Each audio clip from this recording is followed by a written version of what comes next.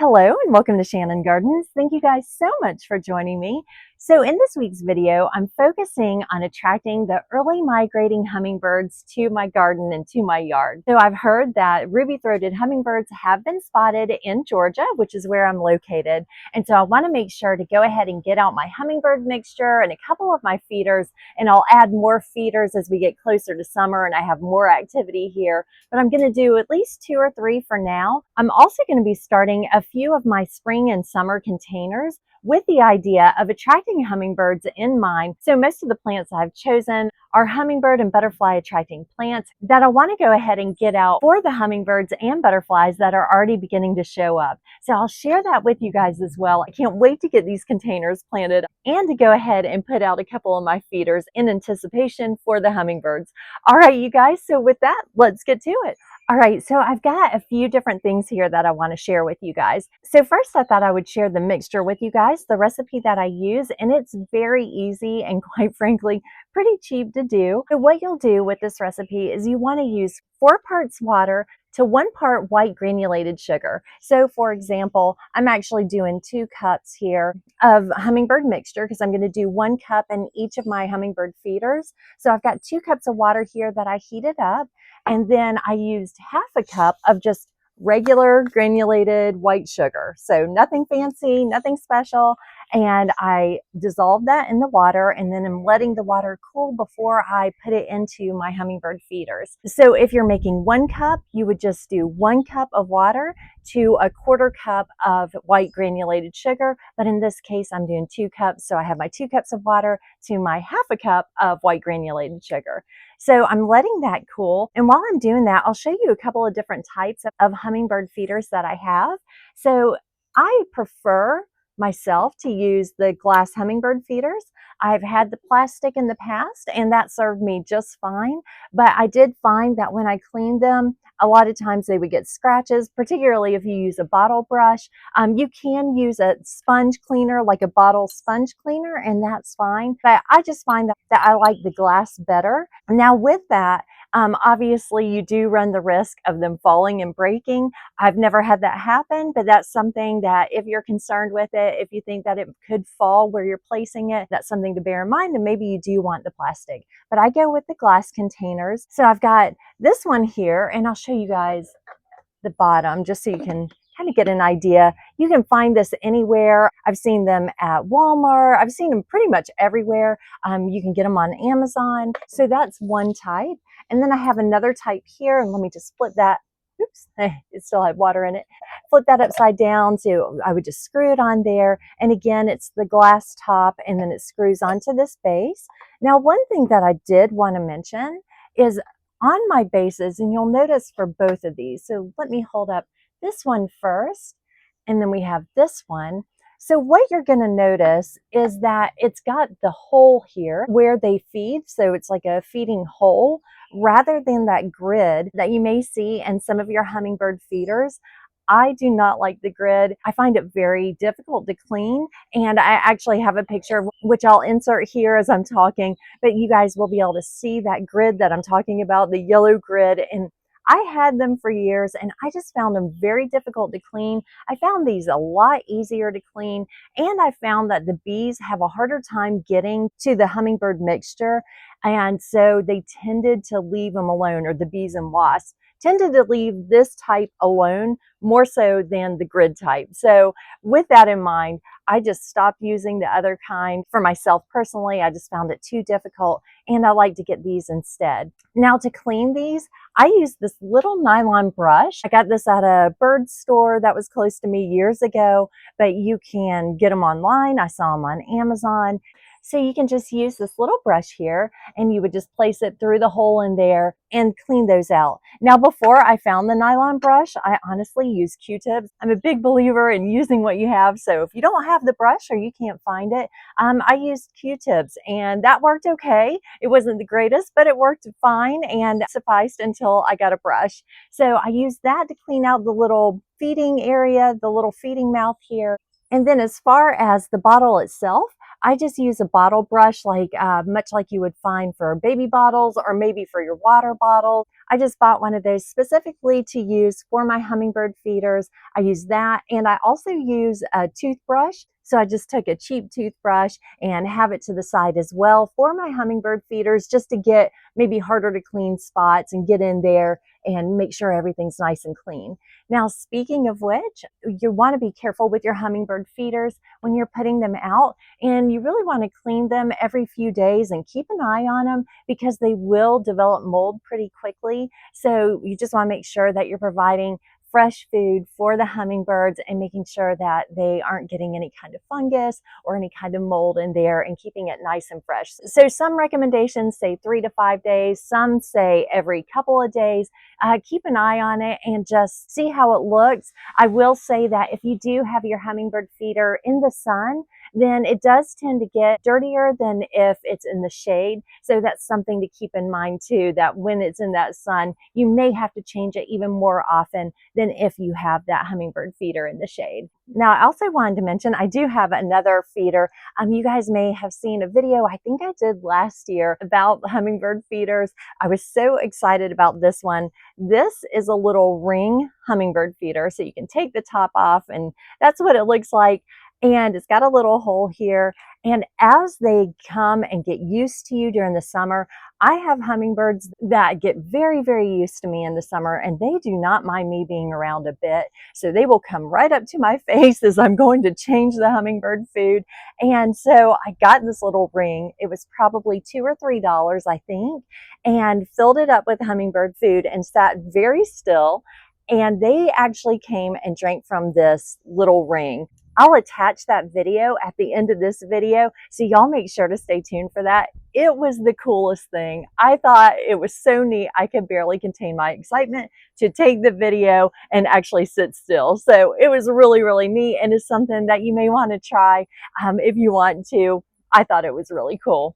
Now, another thing that I wanted to mention is I definitely have these ant moats on my feeders, or right above my feeders as well. Now, sometimes you can get them and they'll come with them, and then sometimes you need to buy them separately. Here we have our ant moat, and then this is what came with it. It's just a hook with a screw, and you would just screw it in the bottom here and get it all the way up there.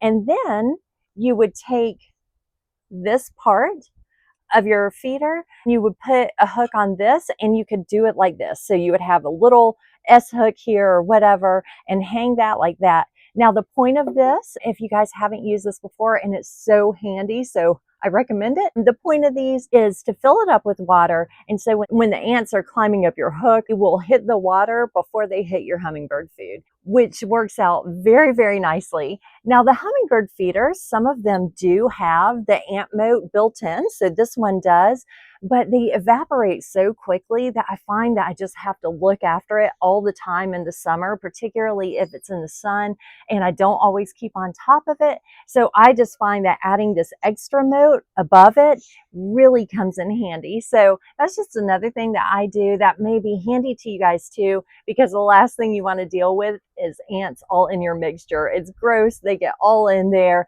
and you might get bitten in the process as you're trying to clean it. So nobody wants that. So I do that as far as my ant moat as well. Okay, so I think that that's it with the mixture itself. I'm just going to go ahead and fill up my containers, and then I'll get those hung, and we're going to move on to the containers, which I am very, very excited about and can't wait to share with y'all the plants that I got for those. Now, before we get to that, I did want to share just a little clip. I went to my local Walmart just to see what hummingbird feeders they have in stock. And so I want to share with you guys, it's not very long. I just wanted to share with you guys a few that I came across. One thing that I was really surprised at, in the past, they've had a lot of plastic feeders, and this year I didn't really find that. So I don't know if a lot of people are gravitating more to the glass, but I was surprised at how many glass containers I found compared to plastic as in years past. And you guys will see a lot of feeders that have this feeding hole rather than the grid. That was another change that I just noticed, is that I used to see a lot with that feeding grid that I was talking about that I don't like. And now I'm seeing it with the hole instead. And I really prefer those. And was again, just surprised that I saw so many that had that rather than the grid. So anyway, I'll just share that with you guys real quick so that you can see that. And then we'll move on to the containers. Okay, so here are just a few of the hummingbird feeders that I ran across. This one was made of glass and it had that feeding hole that I was referencing. And then the one above it was made of copper and glass. I really like this one, again with the feeding hole, but it has that 360-degree perch as well, which I thought was really nice.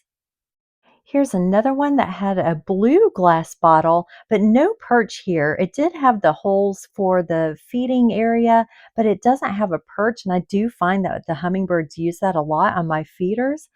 Here's another example with the feeding hole, and this one does have a perch and has the red glass. Now we have these feeders as well, which were made of glass, but you can see that the feeding area has really small holes there that I thought might be difficult to clean, although they did say they were bee resistant. And then you have the feeders here with the grids that I was talking about earlier that I just find so difficult to clean. All right, you guys, so I'm back and we have our flowers here. So as I mentioned before, a lot of these are hummingbird and butterfly attracting or pollinator attracting in general. Now in this mix, I have perennials and annuals. And so I'll share those with you guys. I think I'll start with the perennials first. So I will dig this one out. And this, I would say, is probably the top attracting hummingbird plant that I did get today. And that is salvia. Now, if you guys have watched before, salvia is a big, important part of my garden. I have a lot of different types of salvia that I do add to my perennial garden, and this is a perennial as well. And just look at that color. It's almost like a bluish purple. So rather than just being purple like this verbena here, it's more, has more of a blue hue. And when I was choosing it, I kept that in mind and I started looking around and came across my next plant, which is also a perennial, and that is dianthus. Now, what I thought looked really cool with these two together, and I think I'm going to keep them together, is that this has that bluish purple color, and then the foliage in the dianthus here also has kind of a blue hue to it. So it's a greenish blue, and I just thought it played off of each other really nicely. So I think I'm going to keep those together unless I decide differently once I put them around in the containers, which sometimes I do have a tendency to do. Once I start mixing matching things, then I do tend to maybe move some things around so it's just pleasing to my eye at the time. Now, I did mention in last week's video when I was shopping at Home Depot and kind of looking at all the plants that I do tend to put things in my cart and then decide from there how I like to pair everything. That isn't always the case. Sometimes I will get things and just bring them home and then decide once I start planting all of my containers, especially for my big planting. But I usually like to have an idea in mind, and I'll go with a list of how many containers I'm looking to plant and then put them in my cart and kind of match them up there. So a lot of times I'll walk around with several plants and then end up putting some back as I discard them or think that maybe that's not the right pairing. So just something to keep in mind if that's something that you guys want to do as well. I find it very handy. Now this dianthus is the Paint the Town Magenta dianthus, and I did get this at Home Depot. And it blooms spring to frost. So again, I was really looking for plants that for the most part bloom spring to frost.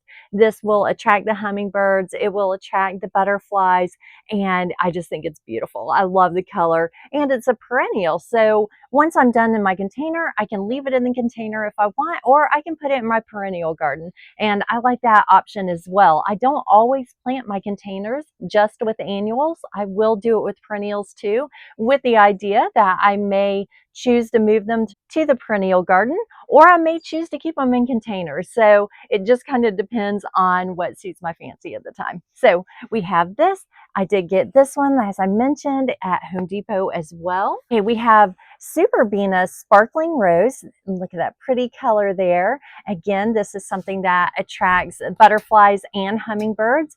Now, this is an annual. It's marked as an annual. However, it does say that it's a perennial or can be a perennial in zones 8A. I believe it's through 11 that it says. Now, I am in zone 7B, 8A, so it might be a tender perennial for me. We'll see how it goes. It may be an annual, it may be a perennial, but that's something that I'm going to keep in mind when I'm cleaning out my containers at the end of the season, is that I won't want to discard this because I want to see if it comes back. So anyway, that's that one. It's very pretty. Okay, and then we have the purple verbena Better Homes and Gardens. And let me just show that tag to you guys here. And this is an annual, so very pretty purple. You guys can see that I definitely like purple. That's probably the most common color in my garden. I have all colors, but I really have a tendency to lean pretty hard into the purple. So I really love purple.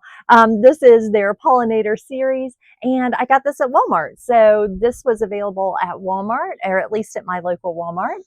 Now this one, I really like, you guys. I don't think I've had it before. So this is the Regal Geranium. I love these ruffled petals of the flowers. Look at the leaves as well, and they have that ruffling as well, which I thought was really, really pretty. I walked by it and then walked away from it and walked back by it. So I decided I was going to add it to my containers. And this one is an annual as well. So I'm very excited about it. Like I said, I don't think that I've gotten it before. I also got this one at my local Walmart. So I just wanted to let you guys know. And there were a couple of different colors. This one was my favorite. I really like the two-tone. Not to mention, I thought that the color played off of the dianthus that I showed you guys just a moment ago really well too. So I definitely am going for a bit of a theme here and trying to tie all those colors in together when I'm looking at planning these first few containers. All right, so next I have stock, and that is another beautiful purple color. And this is an annual, and I did get this one at Walmart as well. And so very excited about that. Now it's got that tubular flower, which the hummingbirds love. They do love those tubular flowers. And so I thought that this would be an ideal addition to my containers. Next is the osteospermum. Look at that color, you guys. Look at the yellow with the purple in the middle. I absolutely love this. I don't think I've planted this before.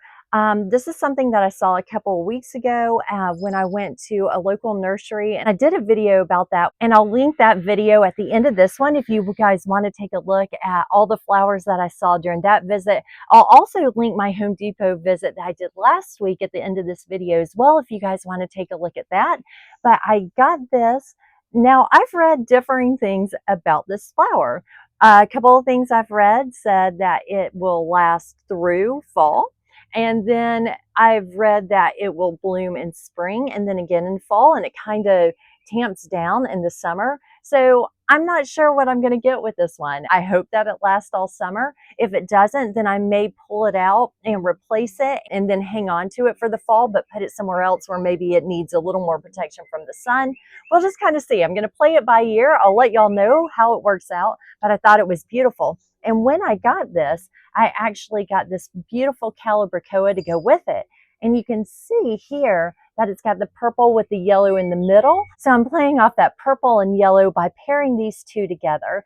So I just thought that that looked so pretty. Now with calibrachoa, I've mentioned in videos in the past, if you guys have tuned in, I definitely love calibrachoa. I use it in my containers every year. I do prefer calibrachoa personally to petunias because I just find that they're easier to care for. They're a little more hardy and they will bloom all summer. So I like the calibrachoa a lot, and it comes in a lot of different colors. It does have the smaller blooms than petunias, so I can see where some people might lean toward the petunia, but I prefer these, at least personally, for my containers, and particularly in having them in a sunnier area. I just find that they do best for me. So I think that that's it. I've got 3 containers that I will be adding these flowers to, and I'll take you guys and show you as I kind of mix and match them and decide which one's going to go with which, and then get those planted and show you all the end result. All right, so I'm going to head over to my containers now and bring you guys along with me. All right, so here we go. We've got our 3 pots here. Now with these 2, these actually sit kind of against a fence. So you're going to be viewing it. This will be the front and this is going to be the back on both of these. So I'm going to populate it like that by putting my taller plants here in the back and then building down. It's not something that you're viewing from all sides. So if I was like in this pot, for instance, then I might place it a different way. But because these are backed up against a fence, then I'm thinking that I'm going to go ahead and stack it from the tallest down to the shortest. So I'm going to start with the plants that I know I want placed together. And first, that would be the salvia. And this particular type is called Sally Fun Blue Emotion Salvia. And so I'm going to put that right here for now. And then I want the dianthus with this. And again, I just think that the dianthus with that bluish tint with the bluish purple of the salvia looks so nice. And you can see that tint there. I just think it looks really nice paired together. So I'm going to go ahead and place those together like that and kind of nestle them in. I'll have the salvia off to the side a little bit and then the dianthus right there. And then I'm trying to decide with this one whether I want the superbena or if I want the calibrachoa. And at first I was thinking I would go with the superbena. I like the way the pink tied in. But now I'm actually thinking I like the calibrachoa better. You guys let me know what you think in the comments, but I think I'm going to go with this calibrachoa. Now I am leaving this in the pot just in case I change my mind on this one. The other ones, I know I want these 2 together. So I've got those out of the pot and I'm just going to set them there for now and populate my next pot. So my next pot here, I'm going to put my geranium, and I think I'm actually going to do the stalk with the geranium. Now you can see in this pot, I've got the purple over here to the right, and then I've got the pretty pink dianthus to the left. I think I'm going to do the opposite in this one. So I'm going to follow a pattern a bit, but I'm going to do the opposite pattern, and I'm going to do the stalk first, which is the taller of the 2. And then next I'm going to do my pretty geranium. I can't get over how pretty this geranium is. Oop, there we go. All right, and I'm just going to put it like that.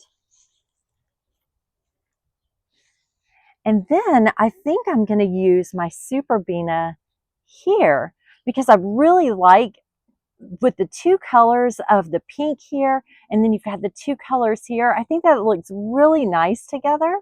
So I think I'm going to stick with that in this pot. We'll see. I'm going to leave this one in its container, but I think that's where I'm going with that one. Now I'm going to move on to my smaller pot, which is the 3rd one back there. All right, so I've got the osteospermum, and I think I'm going to put that we'll see. I'm going to put that right here for now. I've got 2 of those, so I can put 2 of these in here, but I have this verbena too. And because this osteospermum does have that pretty purple in the middle, and I'm a little unsure how it's going to do, if it's going to last the entire summer, I'm going to go ahead and put this verbena, I think, in at least one. Let's see how it looks. I think I'm going to pair it with the osteospermum. And then do the remaining calibrachoa. I think I've got a casualty here. it's been over. But I think I'm going to do the calibrachoa in there with that. Okay, let's see what we think about that. All right, so I've got the yellow and the purple, and then the purple and yellow there. I think that looks pretty. I'm almost wondering if I could squeeze in the other osteospermum. I might do that. Let's see how that looks. Hopefully it won't be too full.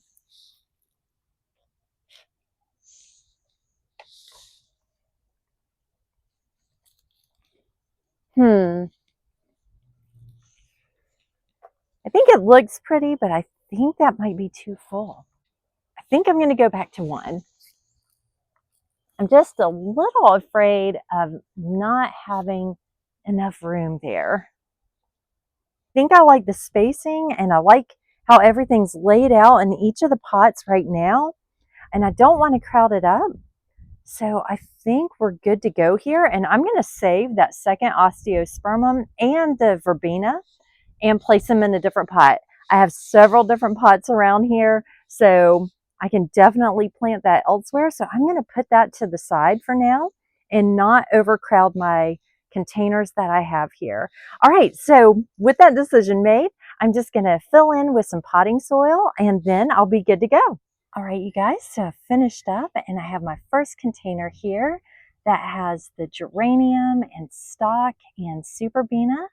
And then behind that, we have the salvia with the dianthus and calibrachoa. I think that these two placed together looks really nice and plays off of each other really, really well. And then in our final container, at least for today, we have the osteospermum and verbena and calibrachoa below. And this calibrachoa will fill in, all these plants really will fill in, but the calibrachoa will fill in and the superbena in the containers, and it'll drape over the edge of the container. So it's going to look really nice as it continues to grow and fill in.